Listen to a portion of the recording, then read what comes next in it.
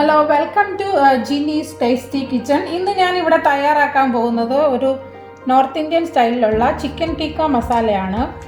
ഇത് ഞാൻ ആദ്യം ഒന്ന് മാരിനേറ്റ് ചെയ്ത് വെക്കാൻ പോവാണ്. അതിനായിട്ട് ഞാനിവിടെ 1 കിലോ ചിക്കൻ ബ്രസ്റ്റ് എടുത്ത് കട്ട് ചെയ്ത് വെച്ചിട്ടുണ്ട്. ഇത്രയും വലുപ്പത്തിൽ കട്ട് ചെയ്ത് വെച്ചിട്ടുണ്ട്. പിന്നെ അതിലേക്ക് ആവശ്യമായ സാധനങ്ങൾ: ഒരു 3 സ്പൂൺ ജിഞ്ചർ ഗാർലിക് പേസ്റ്റ് എടുത്തിട്ടുണ്ട്. പിന്നെ ഒരു അരമുറി പീസ് ലെമൺ എടുത്തിട്ടുണ്ട്.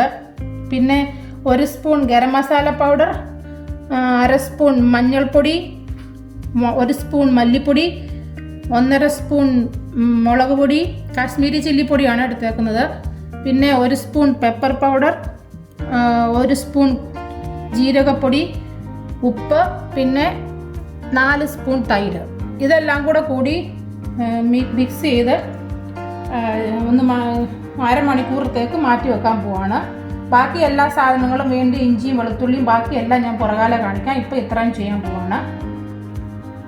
ഈ പൊടികളെല്ലാം ഇട്ട് ഞാനൊന്ന് മാരിനേറ്റ് ചെയ്യാൻ പോവാണ്. ഇതിൻ്റെ കൂടെ തന്നെ തൈരും എല്ലാം ചേർത്തിട്ടുണ്ട്. ഇത് അരമണിക്കൂറത്തേക്ക് നമുക്ക് മാരിനേറ്റ് ചെയ്ത് ഫ്രിഡ്ജിൽ വെക്കാം. എന്നിട്ട് നമ്മുടെ ചിക്കൻ റെഡിയാക്കിയെടുക്കാം. അടുത്തതായിട്ട് ഞാൻ ഇവിടെ കടായി ചിക്കൻ ഉണ്ടാക്കാൻ പോകുന്നതിന് വേണ്ടിയിട്ട് കുറച്ച് പൊടികളും സവോളയും തക്കാളിയും എല്ലാം എടുത്ത് വെച്ചിട്ടുണ്ട്. ഞാൻ അതെല്ലാം ഒന്ന് കാണിച്ചു തരാം. ഞാനിവിടെ 2 സവോള എടുത്ത് ചെറുതായി അരിഞ്ഞ് വെച്ചിട്ടുണ്ട്. പിന്നെ ഒരു 2.5 തക്കാളി എടുത്തിട്ട് അത് പേസ്റ്റാക്കി വെച്ചിട്ടുണ്ട്. പിന്നെ അതിലേക്ക് നമുക്ക് വിപ്പ് ക്രീം വേണം. ഹെവി ക്രീം നമുക്ക് കടയിലൊക്കെ കിട്ടും. പിന്നെ അതിലേക്ക് ആവശ്യമായ പൊടികൾ: ഒരു 2 സ്പൂൺ കാശ്മീരി ചില്ലി പൗഡർ, ഒരു 2 സ്പൂൺ ജിഞ്ചർ ഗാർലിക് പേസ്റ്റ്, ഒരു ചെറിയ പീസ് ലെമൺ, 1/2 ടീസ്പൂൺ മഞ്ഞൾപ്പൊടി, 1 സ്പൂൺ മല്ലിപ്പൊടി, 1 spoon garam masala powder, 1/2 teaspoon cumin powder, ജീരകപ്പൊടി. പിന്നെ ഞാൻ എടുത്ത് വെച്ചിരിക്കുന്നത് നമ്മുടെ ഉലുവയുടെ ഇല ഉണങ്ങി പൊടിച്ചതാണ് എടുത്ത് വെച്ചിരിക്കുന്നത്. അത് അവസാനം ചേർക്കാൻ വേണ്ടിയിട്ടാണ്. പിന്നെ ആവശ്യത്തിന് ഉപ്പ്, നെയ്യ്. അപ്പം നമുക്ക് നോക്കാം ഇതെങ്ങനെയാണ് ഒന്ന് തയ്യാറാക്കി എടുക്കുന്നതെന്ന്. ഈ കറി തയ്യാറാക്കാൻ വേണ്ടിയിട്ട് ഞാൻ ആദ്യമായിട്ട് ചെയ്യാൻ പോകുന്നത് എടുത്ത് വെച്ചിരിക്കുന്ന ചിക്കന് ഒന്ന് ചെറുതായി ഫ്രൈ ചെയ്തെടുക്കുവാണ്. അതിനായിട്ട് ഞാൻ ഒരു പാത്രം എടുത്ത് അടുപ്പത്ത് വെച്ചിട്ടുണ്ട്. അതിലേക്ക് ഒരു 1.5 സ്പൂൺ അല്ലെങ്കിൽ 2 സ്പൂണ് നെയ്യ് ഒഴിച്ചു കൊടുത്തിട്ടുണ്ട്. ഈ നെയ്യ് ഒന്ന് മെൽറ്റായിട്ട് വരട്ടെ. അത് കഴിഞ്ഞിട്ട് നമുക്ക് ഈ ചിക്കൻ പീസസ് അതിലേക്ക് ഇട്ട് കൊടുക്കാം. ഈ നെയ്യൊക്കെ ഒന്ന് ചൂടായി വന്നിട്ടുണ്ട്. ഞാൻ എടുത്ത് വെച്ചിരിക്കുന്ന നമ്മുടെ മാരിനേറ്റ് ചെയ്ത് വെച്ച് അരമണിക്കൂർ വെച്ചിരുന്ന ചിക്കനാണിത്. ഇത് ഞാൻ ഇതിലേക്ക് ഒന്ന് ഇട്ട് കൊടുക്കുവാണ്. ഇതിങ്ങനെ എല്ലാം ഒന്ന് നിരത്തി വെച്ച് കൊടുക്കാം.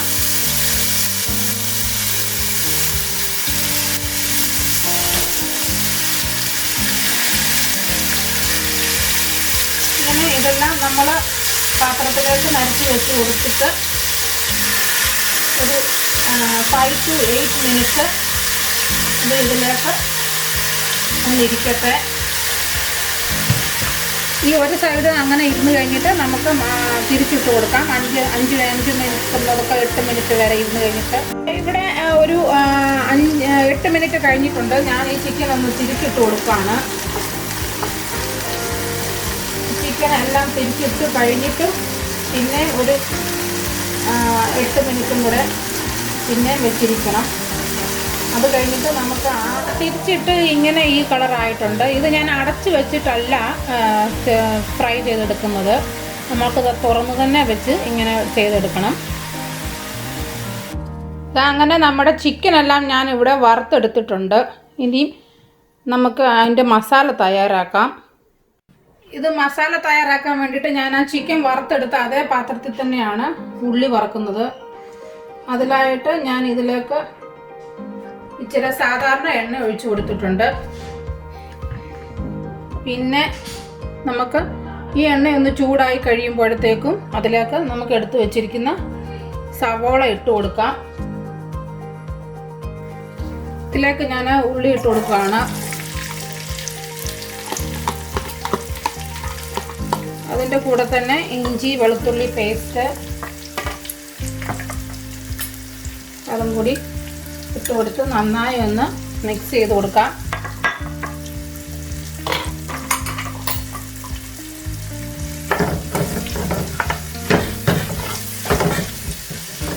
നന്നായി വഴന്ന് വരാൻ വേണ്ടിയിട്ട് ഇതിലേക്ക് ഇച്ചിരി ഉപ്പിട്ട് കൊടുക്കാം. ചിക്കൻ വറുത്തപ്പോൾ ഉപ്പിട്ടിട്ടുണ്ട്, പിന്നെ അതനുസരിച്ച് വേണം ഉപ്പിട്ട് കൊടുക്കാൻ. ഇനിയും ഈ ഉള്ളിയെല്ലാം ഒന്ന് വഴന്ന് വരട്ടെ. ഇവിടെ നമ്മുടെ ഉള്ളിയൊക്കെ ഒന്ന് നന്നായി വഴന്ന് വന്നിട്ടുണ്ട്. ഞാൻ ഈ സമയത്തേക്ക് ഇതിൽ എടുത്ത് വെച്ചിരിക്കുന്ന തക്കാളി പേസ്റ്റ് ഒഴിച്ചു കൊടുക്കുകയാണ്. ഇതിൻ്റെ പച്ചമണം മാറുന്നിടം വരെ ഇതൊന്ന് ഇളക്കി കൊടുത്ത് നമുക്കെടുക്കാം. അത് കഴിഞ്ഞിട്ട് പിന്നെ അതിലേക്ക് പൊടികളെല്ലാം ചേർത്ത് കൊടുക്കാം. ഇതെല്ലാം നന്നായി ഒന്ന് ഉരുകി ഇതിൻ്റെ പച്ചമണമൊക്കെ ഒന്ന് മാറി വരട്ടെ. അപ്പോൾ ഞാൻ ഈ പൊടികളെല്ലാം ഇട്ട് കൊടുക്കുകയാണ് ഇതിലേക്ക്. നമ്മുടെ തക്കാളിക്ക എല്ലാം നന്നായി വഴന്ന് വന്നിട്ടുണ്ട്.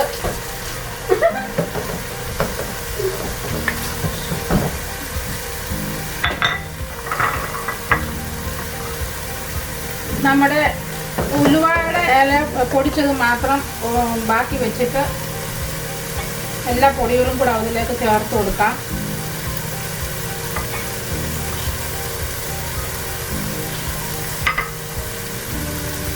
എന്നിട്ട് ഇതൊന്ന് നന്നായി ഇളക്കി കൊടുക്കാം. ഇതിൻ്റെ പച്ചമണം ഒന്ന് മാറി വരട്ടെ. എന്നിട്ട് നമുക്ക് അതിലേക്ക് ബാക്കി ചേരുവകൾ ചേർക്കാം. ഈ പൊടിയുടെ പച്ചമണമൊക്കെ മാറി വന്നിട്ടുണ്ട്. നമുക്ക് ഈ ചിക്കൻ ഇതിലേക്ക് ഇട്ട് കൊടുക്കാം. ഈ ചിക്കൻ ഇട്ട് കൊടുത്ത് നന്നായി ഒന്ന് മിക്സ് ചെയ്തെടുക്കാം.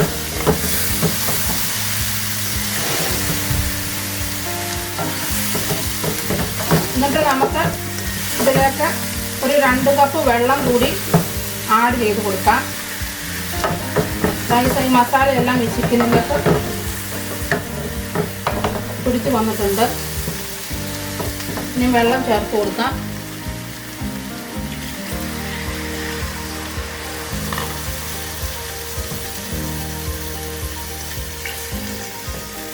ഇനി ഇത് ഈ വെള്ളത്തിൽ കിടന്ന് ഈ മസാലയ്ക്കകത്ത് കിടന്നൊന്ന് വേകട്ടെ. നമുക്ക് ഇതൊന്ന് അടച്ചു വെച്ച് കൊടുക്കാം.